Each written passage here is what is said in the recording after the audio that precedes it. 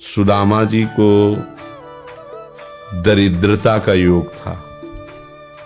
ऐसी दरिद्रता कई कई दिन तक भिक्षा नहीं मिलती थी।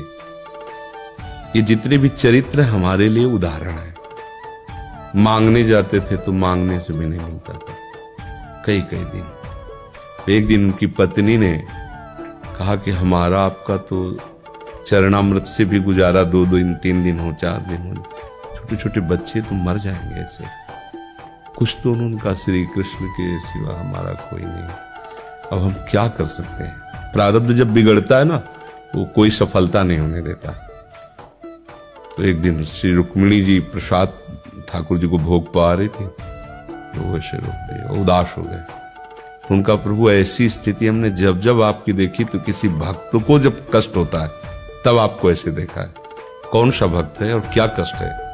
का एक सुदामा नाम के हमारे मित्र हैं, कई दिन से भोजन भी उनको, प्रभु आपके मित्र और मैं आपकी दासी, महालक्ष्मी का अवतार रखूं, आप हुक्म कीजिए। लोक लोक की संपत्ति वहां, बोले उसको चाह नहीं है,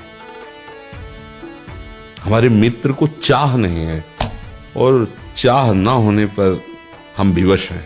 अगर वो चाह कर ले तो सारी व्यवस्था हो जाए। बोले पैदा करो जाके चाह। बोले उनके हृदय में तो नहीं पैदा कर सकते, हम भी, क्योंकि जिस हृदय में भगवान का आश्रय और निरंतर चिंतन है वहां माया की चाह नहीं होती। बोले उनकी पत्नी के हृदय में, बोले प्रयास करते हैं जाके। भगवान संत वेश में गए, भिक्षाम दे निकली। अतिथि का सत्कार करना गृहस्थ का धर्म होता है। हाथ जोड़ा और कहा हम असमर्थ हैं, आपको भिक्षा नहीं दे सकते। क्यों? बोले हम अपवित्र हैं, हमारे ऊपर सूतक लगा हुआ है। किस बात का सूतक? हमने एक पुत्र जन्मा है। तो ठीक है हम 10-12 दिन बाद आ जाएंगे। बोले नहीं, आजीवन अपवित्र रहेंगे।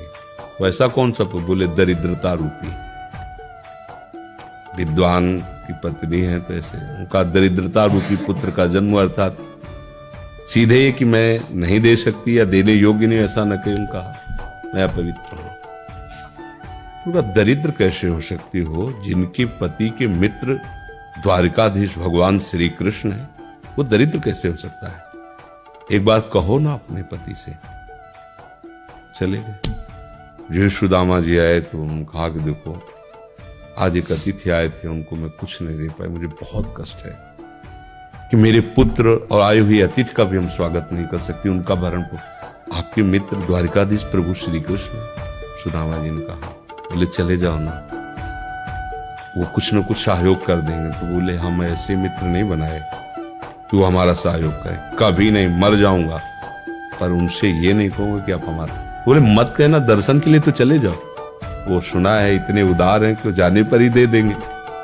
स्वामी ने कहा दर्शन के लिए तो जा सकते हैं, बहुत दिन हो गए, ठीक है, पर मित्र के पास जाए तो कुछ लेके जाना चाहिए, मेरे पास तो कुछ नहीं है।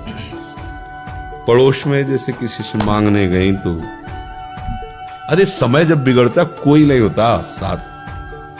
एक ने थोड़ी उदारता दिखाई तो चावल पछोरने पर जो आगे कणका होते चावल के, जो प्राय वो लिए सुदामा जी ने कहा हमारे प्रभु भाव के भूखे, कुछ ले जाएंगे, खाली हाथ तो नहीं है।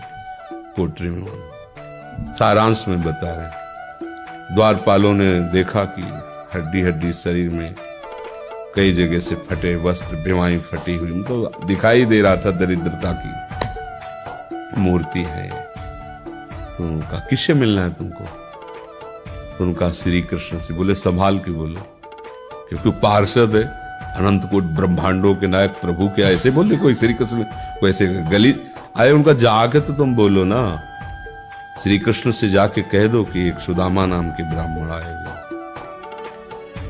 पार्षद प्रभु बड़ा अजीब आदमी है, आपका नाम बिना किसी सभ्यता के ले रहा है। तो कह रहा श्री कृष्ण से कह सुदामा, टूट पड़े। भगवान दौड़े, वो पार्षद वो सब की ब्रह्मा जी शंकर जी आते हैं तो वहां खड़े रहते हैं घंटों। तो भगवान ऐसे भागे, सुदामा जी को पता था ना हमारे रुक्मिणी जी के महल में रुक्मिणी जी के पलंग पर बैठाते हैं, स्वयं चरण पखारते हैं। अब ये वैभव, क्या हालचाल है, कैसे हो? तो आप सब जानते हो, आपकी बड़ी कृपा है। तो ब्याह हो गया, हाँ ब्याह भी हो गए, बच्चे भी हो गए। हमारे पास आए तो कुछ तो लाए ही हो गए। और वो सड़े से कपड़े में चावल, ऐसे बड़ी बड़ी वैभव, महारानियां सब भगवान का। चुप ऐसे बोले, देखो फिर चूक कर रहे हो, हमारे हिस्से की चोरी पहले की थी और फिर चूक कर रहे हो। उन्हें हिम्मत नहीं पड़ रही थी, इतने महामहिम प्रभु को कैसे हो तंदुर। भगवान ने ऐसे छीला, ओह आज तक मुझे ऐसा स्वाद नहीं मिला। भगवान बड़ाई कर रहे, देखो रुक्मिणी जी की आंखों में आंसू आ गया उधर से। भगवान पकड़ लिया हाथ, बस प्रभु हम आपके सिवा नहीं रह सकती। और भगवान को सुदामा जी का स्वागत सम्मान, अच्छे कपड़े पहनाए। जब चलने लगे ना भगवान की तरफ वो देखते, मतलब कामना नहीं पर कि देखा पत्नी कह रही थी जाओगे कुछ लोग कुछ चले प्रभु, हाँ ठीक, घर से ऐसे चले जाना, हाथ भी खाली। प्रभु ने कहा देखो ये कपड़े जो है ना महंगे हैं, रास्ते में तुम्हें चोर बदमाश तुम अपनी पोशाक पहने इनको उतार दो। बोले बड़ी कृपा, कपड़े भी उतार दिए और रास्ते में सोचे देखो निगेटिवली सोच रहे, मेरे श्री कृष्ण मुझे कितना प्यार करते हैं। उन्होंने इसीलिए नहीं दिया कि दरिद्र कहीं संपत्ति पाकर मतवाला होकर मुझे भूल न जाए, मुझे कितना प्यार करते हैं। प्रभु के प्यार में मगन होकर सुदामा पूरी खड़ी जैसे द्वारिका। उनको भ्रम हुआ कि मुझे लगता है चलते चलते मैं पुनः द्वारिका आ गया। तो वहां पूछ रहे हैं कि ये भगवान के पास विधाता है, उनका प्रभु ये तो गलत हो गया, इनके भाग्य में हमने लिखा था 6 श्री, ऐश्वर्य का नाश, जीवन में नहीं ऐश्वर्य, 6 श्री। भगवान ने उसका उल्टा कर दिया यक्ष श्री। जैसे कुबेर का अथाह धन का खजाना, त्रिभुवन का खजाना वही है कुबेर के पास, जैसे कुबेर का खजाना यक्ष श्री।